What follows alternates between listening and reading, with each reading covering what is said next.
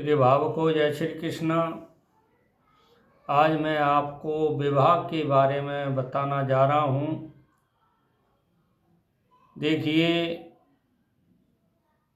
सामाजिक जीवन में या गृहस्थ जीवन में विवाह एक महत्वपूर्ण मांगलिक कार्य है।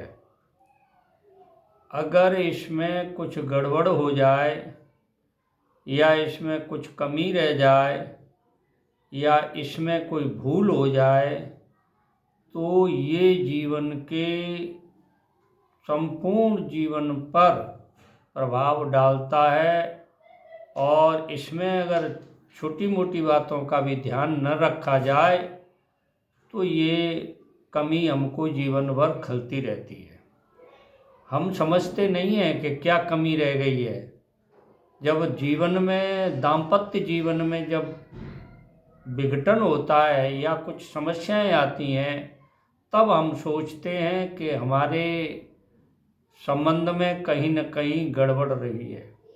तो देखिए, मैं आपको इस बारे में सचेत करना चाहता हूँ कि देखिए, विवाह कौन कौन से महीने में हो तो शुभ होता है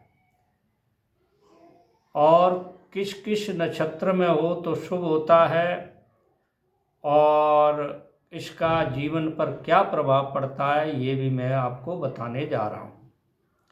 देखिए, नक्षत्र के बारे में जान लीजिए। विवाह के जो नक्षत्र हैं, रोहिणी, उत्तरा फाल्गुन, उत्तरा आषाढ़ा, उत्तरा भाद्रपद, ये तीनों उत्तरा नक्षत्र, रेवती, मूला, स्वाति, मृगशिरा, मघा, अनुराधा व हस्त नक्षत्र, ये जो 11 नक्षत्र हैं विवाह में शुभ माने गए हैं। यानी इन नक्षत्रों को विवाह बनाते समय शामिल करना चाहिए। अब देखिए, इन नक्षत्रों के अलावा महीना कौन सा होना चाहिए, ये सामान्य बात है, कोई पंडिताई की बात नहीं है इसमें, और न कोई ज्योतिषीय गणित की ज़रूरत है। आगे बताऊंगा ज्योतिष की गणित कहाँ ज़रूरत पड़ती है। तो महीना कौन सा शुभ है शादी विवाह के लिए। अब देखिए, माघ महीना जो अब इस समय चल रहा है, माघ महीना में अगर वर कन्या का विवाह हो तो वो धनवान होते हैं। फाल्गुन महीने में विवाह करने से वर कन्या का तो वो सौभाग्यवती होती हैं। वैशाख व ज्येष्ठ महीने में अगर दोनों की शादी की जाए तो पति पत्नी में प्रेम रहता है। आषाढ़ महीने में अगर किसी लड़के की शादी की जाए तो उनके कुल में वृद्धि होती है। चैत्र महीना, श्रावण महीना, भाद्रपद महीना, आश्वोज महीना, जिसको आश्विन बोलते हैं, कहीं कहीं क्वार भी बोलते हैं, इन महीनों में विवाह वर्जित है। अब आप कहेंगे चैत्र महीने में तो विवाह होते हैं। तो देखिए, मीन की संक्रांति जब तक चैत्र महीने में होती है या वो वैशाख महीने में चली जाए तो उसमें भी शादी नहीं होती। मीन की संक्रांति में शादी नहीं होती और वो लगभग चैत महीने में आती है, ऊपर नीचे हो सकती है, ठीक है ना। इसलिए चैत्र महीना वर्जित बताया गया। अब देखिए, और भी महीने बताएं, जैसे पौष में विवाह वर्जित है।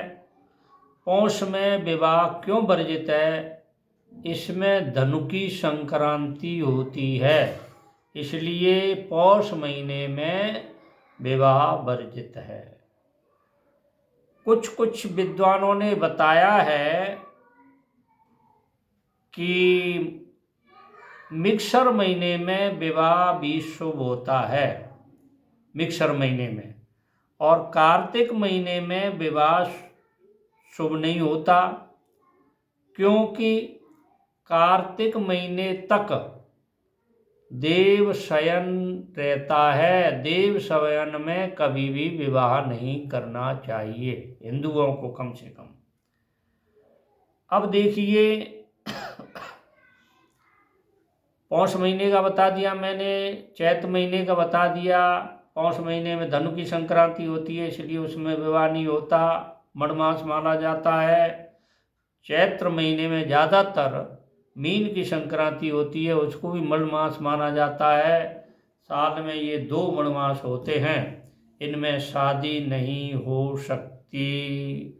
अगर करते हैं तो आपकी मर्जी है भाई, मेरा कहने का फर्ज है आपको सलाह देना, आपको अच्छी बात बताना। ये मेरी आपको बात अच्छी लगी हो तो मेरे चैनल को सब्सक्राइब करें, लाइक करें, शेयर करें। आगे और विवाह के संबंध में मैं जानकारी आपको देखता रहूँगा।